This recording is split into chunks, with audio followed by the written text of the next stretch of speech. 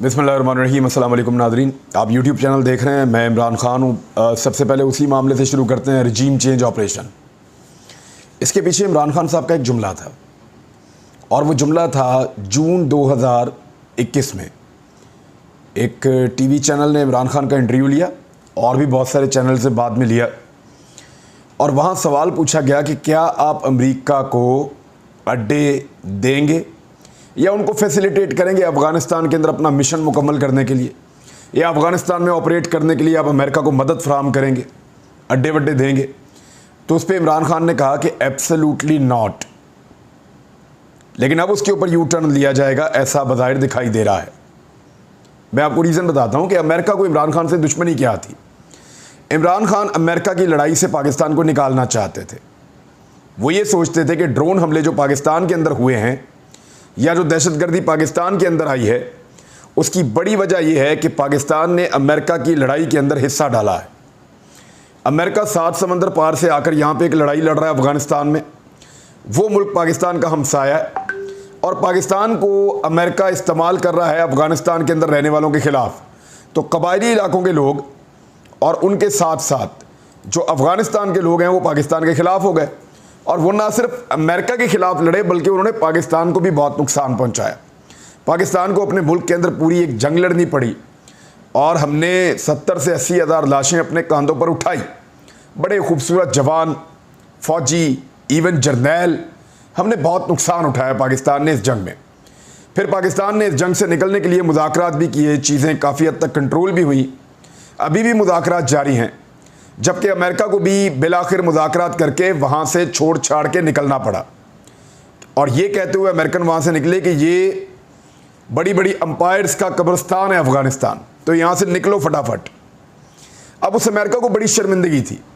वो अमेरिका ये चाहता है कि वो पाकिस्तान के अंदर अपने अड्डे रखे, और पाकिस्तान की फ़िज़ाई हुदूद को इस्तेमाल करते हुए अफ़गानिस्तान के अंदर अपने ऑपरेशंस करता रहे, यानी ड्रोन्स के लिए और बाकी चीज़ों के लिए। ये एक नुक्ता था जहां से अमेरिका का सबसे बड़ा इख्तिलाफ इमरान खान से हुआ। इमरान खान ने कहा कि मैं एक भी पाकिस्तानी को नहीं मरवाना चाहता अमेरिका की जंग के लिए, और हम मज़ीद कुर्बानी नहीं देंगे। आप हमारी कुर्बानियों की हौसला अफजाई नहीं करते, बल्कि आप डू मोर कहते रहते हैं, और पाकिस्तान को अमेरिका की लड़ाई का हमेशा नुकसान होता है। बहुत सारे और मुल्कों को भी हुआ है। बहरहाल अमेरिकन यहाँ से चले तो गए, लेकिन उन्होंने इमरान खान साहब से बदला लिया, और इमरान खान साहब के बकौल रजीम चेंज ऑपरेशन जो उनके खिलाफ हुआ, उसमें पाकिस्तान के अंदरूनी अनासर शामिल हुए, और फिर उनकी हुकूमत को बदल दिया गया। अब जो हुकूमत नई आई है, इम्पोर्टेड सरकार, वो और उनके सहूलतकार, वो सब ये कहते हैं कि ये रजीम चेंज ऑपरेशन नहीं था, ये एक पॉलिटिकल चेंज था, और अमेरिका का इसमें कोई लेना देना नहीं है। लेकिन अब अमेरिका का लेना देना साबित होना शुरू हो गया है।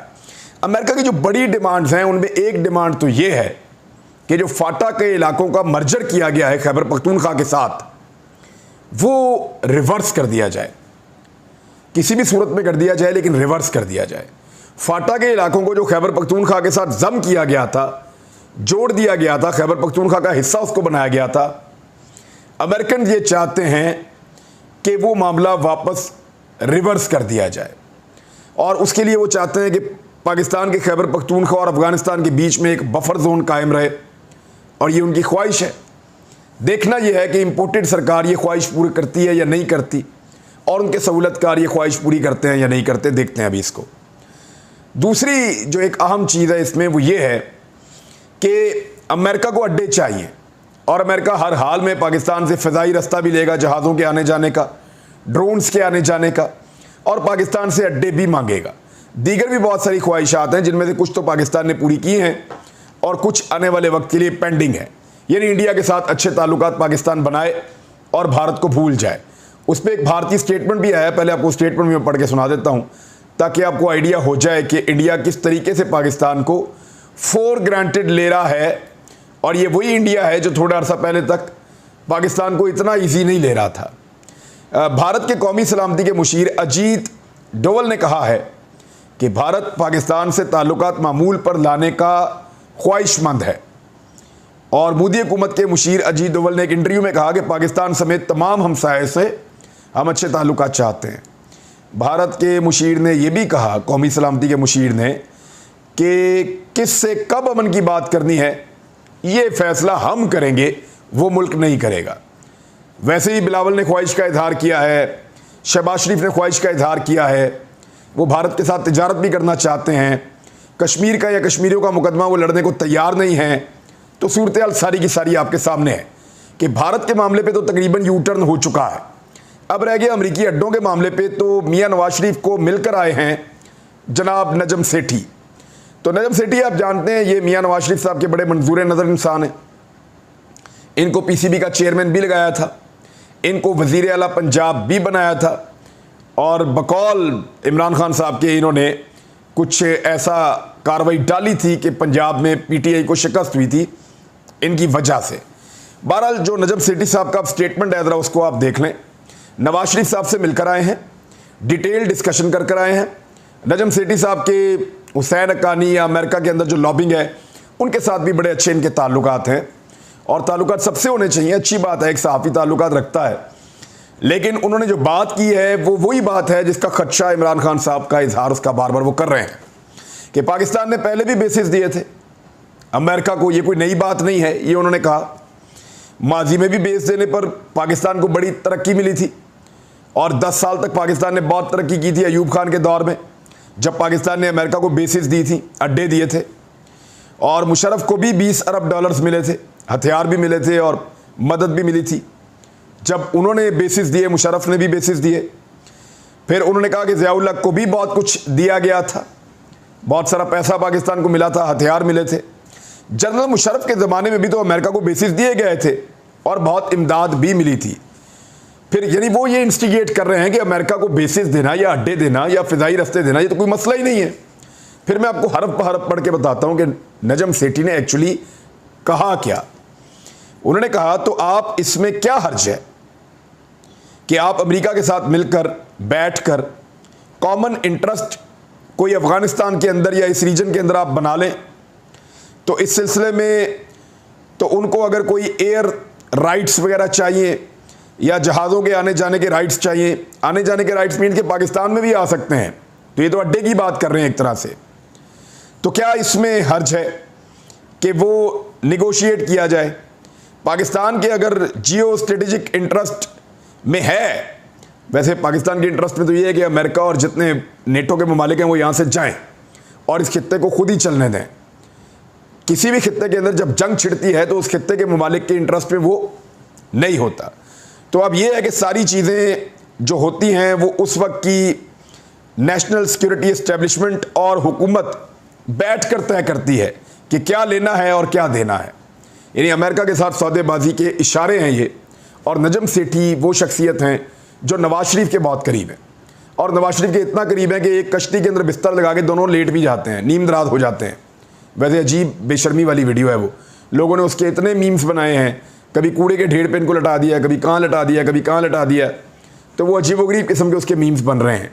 बुरी बात है, किसी का मजाक नहीं उड़ाना चाहिए, लेकिन बेसिस देने का नुकसान आपको पता है। पाकिस्तान में 400 ड्रोन हमले किए हैं अमेरिका ने। इससे पहले ड्रोन हमलों में शहीद होने वालों की लाशें किसने उठाई? नजम सेठी या उनके रिश्तेदार तो नहीं थे। लाहौर में या कराची में तो ड्रोन हमला नहीं होता, इस्लामाबाद में भी नहीं होता, वो तो बेचारे कबायली इलाकों में होते हैं। तो क्यों उनको दोबारा तबाही के अंदर धकेलते हैं? और उन ड्रोन हमलों के नतीजे में जब आप यहाँ से अड्डे देंगे या फिदाई रास्ता देंगे और जाके अफगानिस्तान के अंदर टारगेट अचीव किए जाएंगे, लोगों को मारा जाएगा, ड्रोन हमलों के अंदर कोलेटरल डैमेज होता है, तो वहाँ पे खुदकुश बम्बार ही बनेंगे ना, और क्या बनेगा। और वो पाकिस्तान से आकर बदला लेंगे, अमेरिका में जाके तो वो वाशिंगटन में या न्यूयॉर्क में तो वो बदला नहीं ले सकते। वो तो वही बात जो इमरान खान कह रहे हैं कि वो आएंगे अल्टीमेटली पाकिस्तान में आके बदला लेंगे। तो ये एक बड़ा बारीक एक मसला है। मेरे ख्याल में पाकिस्तान की सिक्योरिटी एस्टेब्लिशमेंट और गवर्नमेंट को इस पर डील करने की बजाय इसको पार्लियामान में ले आए।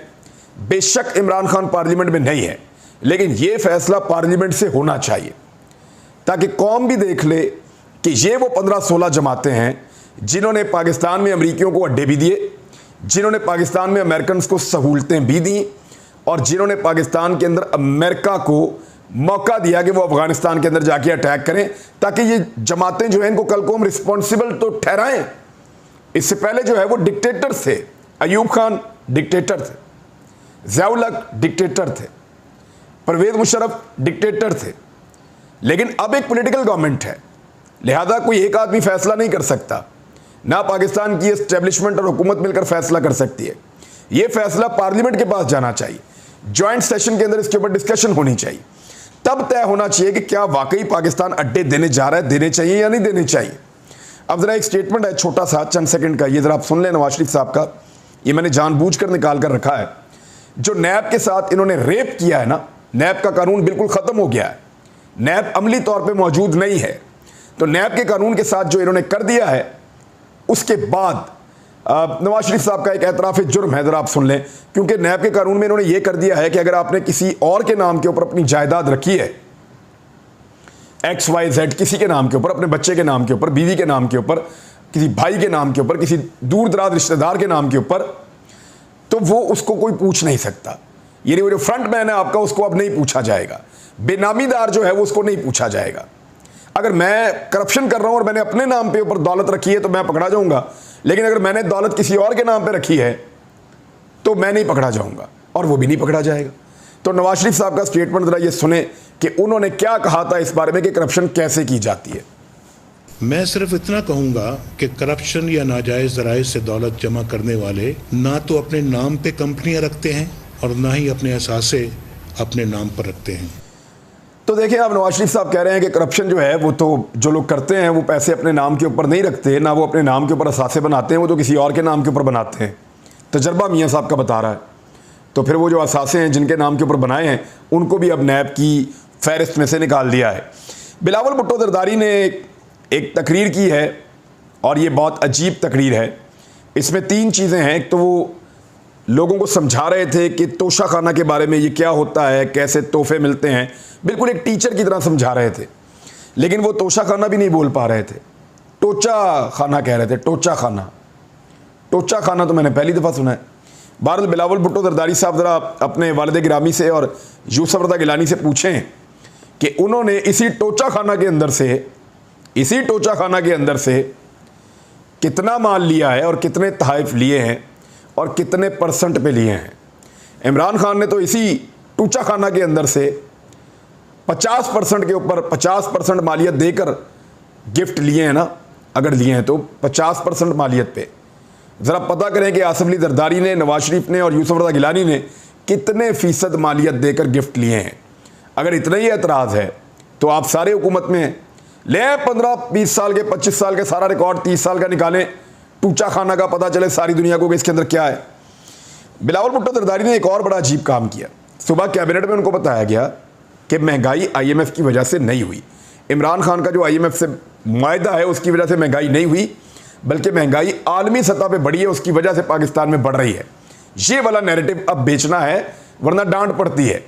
बिलावल भुट्टो जरदारी साहब पता नहीं कैबिनेट में सो रहे थे, होश नहीं था, पता नहीं चला, तवज्जो नहीं दी, जाके पूरी तकरीर फिर उसी के ऊपर कर दी कि इमरान खान ने महंगाई कर दी, IMF से गलत मुआहदा करके आ गया। यानी इनको समझ ही नहीं आती कि सुबह इनका मौक़िफ़ कुछ और होता है, शाम को कुछ और होता है। और कैबिनेट के अंदर आप बैठे हैं, हाजिर दिमागी के साथ आप बैठे हैं, आप सुने वो क्या कह रहे हैं। वो ये कह रहे हैं कि IMF के साथ इमरान खान के मुआहदे का महंगाई के साथ कोई ताल्लुक़ नहीं है। ये आलमी सतह पे महंगाई हुई है जिसका इम्पैक्ट पाकिस्तान पे पड़ रहा था।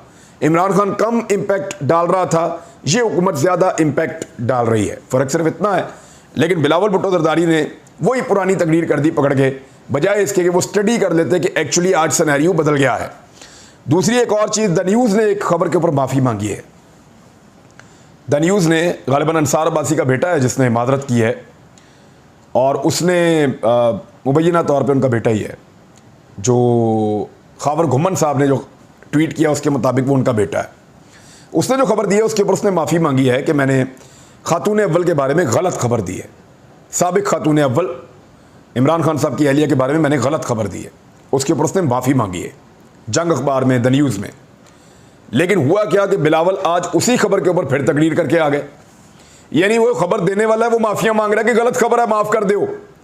लेकिन बिलावल भुट्टो जरदारी उसी झूठी खबर के ऊपर, जिस झूठ के कोई पाँव नहीं है, उसके ऊपर पूरी तकरीर करके निकल लिए।